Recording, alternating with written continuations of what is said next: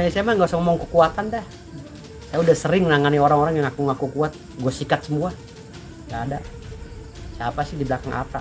Suruh keluar, suruh baris semua di belakang Ata. Siapa sih di belakang Ata? Suruh keluar, suruh baris semua di belakang Ata. Gue sikat semua kalau bicara kekuatan.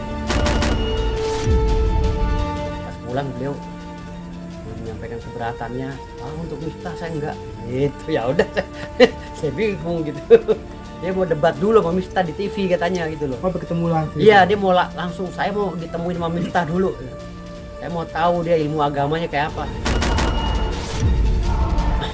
Kata Gus Irfan, ini berkaitan dengan penghinaan terhadap dirinya, ya wabil khusus tim ya, tim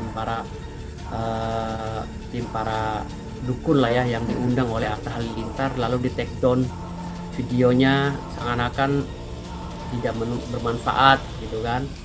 Lalu ditambah lagi Gus Miftah beberapa kali mengata-ngatai dukun itu sendiri dengan kalimat-kalimat yang nggak pantas gitu. Jadi kata Gus Irfan lah, nggak usah lah, buat apa damai katanya, kita lanjut aja ke pembuktian nanti. Dia punya dalil, saya punya dalil, dia juga punya alibi, saya juga punya alibi, kata Gus Irfan gitu. Jadi Gus Irfan bilang ya silakan beralibi, saya juga punya alibi gitu. Beliau juga bilang kita nggak usah bawa-bawa organisasi, walaupun dia juga warga NU kan, nggak usah bawa-bawa organisasi, nggak usah nyebut organisasi, ini pribadi itu kata Gus Irfan. Ini urusan pribadi ya, karena ini udah berkaitan dengan harga diri. Jangan sampai katanya orang-orang mengatasnamakan organisasi, apalagi organisasi agama terbesar ya di Indonesia. Jangan sampai juga mengatasnamakan uang, ya kan, seperti Atta Halilintar punya segalanya katanya. Itu sehingga terkesan menurut Gus ya, kita jadi kayak dilecehkan banget. Jadi kita gas aja dulu. Nah, akhirnya saya gas. Karena perintah dari klien saya ya saya gas. Makanya hari Jumat kita dipanggil. Itu tergantung lagi kepada klien saya si Gus Irfan. Kalau klien saya bilang maafkan ya mau dia kata apa.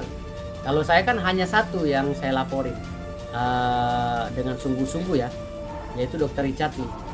Kalau Atta Halilintar dan Gus Miftah itu dilakukannya bersama-sama, itu ancaman hukumannya 6 tahun penjara. Bukan 4 tahun ya, 6 tahun. Pasal 27 ayat 3 junto 45A kalau nggak salah. Kalau Dr. Richard Lee ini kemarin saya kenakan pasal 31 junto 47 non ITE kalau nggak salah ya. Itu ancaman hukumannya 10 tahun tentang intersepsi.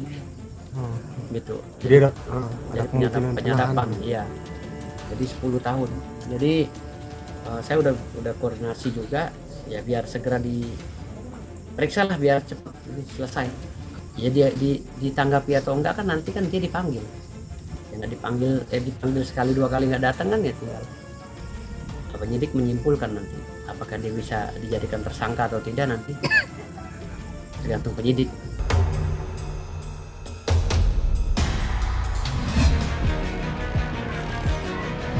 Kalau memang gue punya kelainan jiwa dan gue ngatain orang di depan umum dengan kata ngen, itu mungkin hal yang wajar nggak wajar. Gue masih punya akal, gue masih waras. Tiba-tiba gue ngatain di depan umum dengan kata kasar 3 kali dengan bahasa ngen. Itu emang lo percaya? Perempuan yang melahirkan kita. Iya. Gue sangat menghargai perempuan. Gue sangat menghormati perempuan. Iya, si Billy ngatain istri saya di depan umum, ngatain ngen 3 kali. Tapi terserah orang mau percaya apa enggak, itu hal yang yang tahu ya. Nggak masuk akal.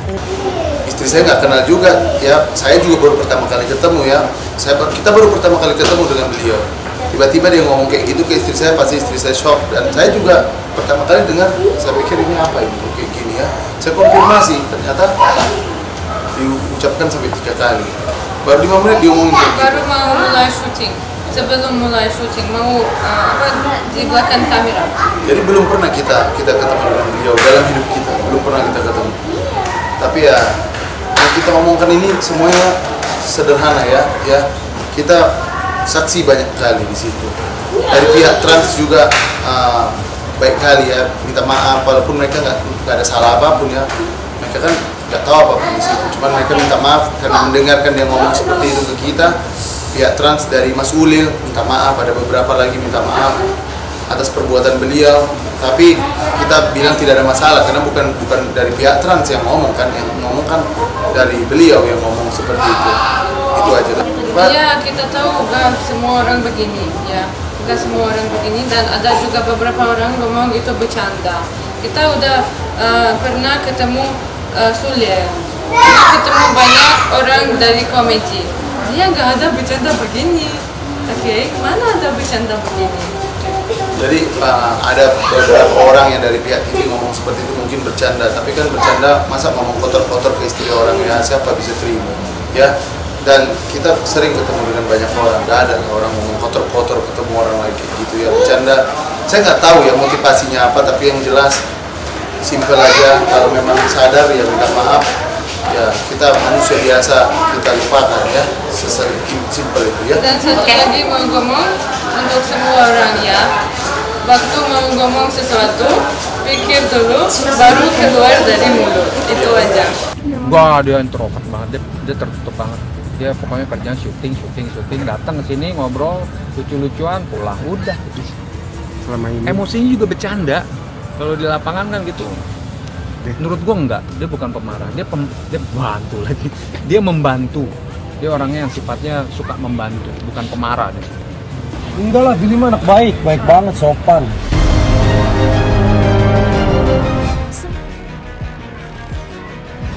Ya itu kan divonis 2 tahun, tapi aku nggak mau vonis dokter itu membuat aku jadi loyo dan lemah gitu.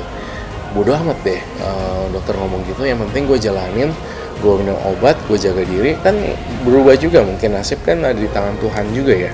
Kalau kita minum obat teratur dan segala, aku yakin 2 tahun tuh bisa lewat lah, bisa 3-4 tahun dan segala. Optimis, kayak lebih optimis aja sih dalam hidup sekarang. At that time, waktu pada saat itu sedih gitu, sedih dan putus asa. Tapi lama-lama jalanin, kayaknya gue baik-baik aja gitu. Maksudnya bisa bertahan gitu, nggak masalah. Jadi aku sekarang ini udah jauh lebih baik karena aku minum obat terus dari Chinese herbal medicine, dari daun-daunan, jus-jusan itu. Jadi aku sekarang lebih fresh. Kalau kemarin itu waktu bulan-bulan yang lalu naik tangga aja susah gitu ya, kayak kecapean gitu. Sekarang mah udah bisa syuting dari jam 8 pagi misalnya, let's say jam 8 pulang jam 5 subuh, itu nggak apa-apa gitu. Jadi kalau misalnya tanya update gimana nih, aku ngerasa udah jauh lebih better. Kenapa? Tapi masih ada sakit itu, tapi jauh lebih mending, lebih fresh gitu. Aku bisa naik turun tangga, turun mobil dan bla bla bla tuh lebih enak sih. Nggak gampang capek, itu poin paling penting sih. Capek enggak sama sekali. Enggak sih, sebenarnya bukan capek dengan pengobatan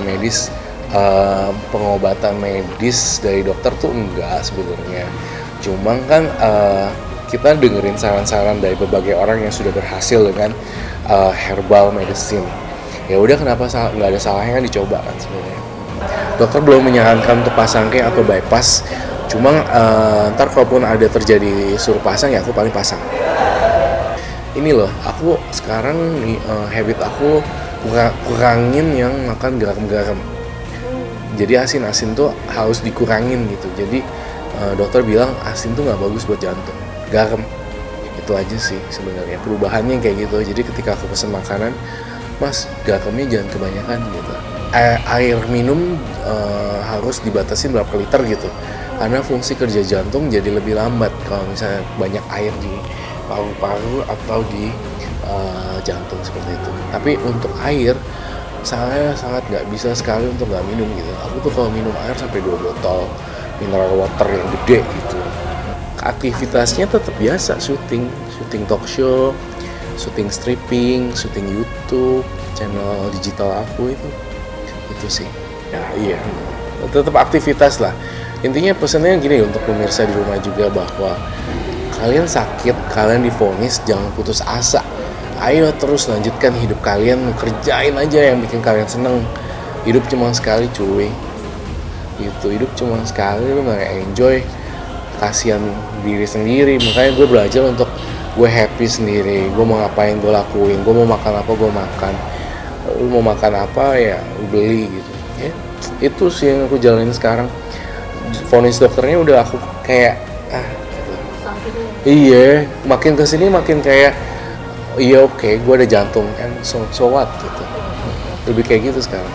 Nggak ada proses kayak gitu. Nggak ada yang dirugikan dan merugikan sih. Nggak ada, jadi nggak ada vonis-vonisan hukum atau apapun.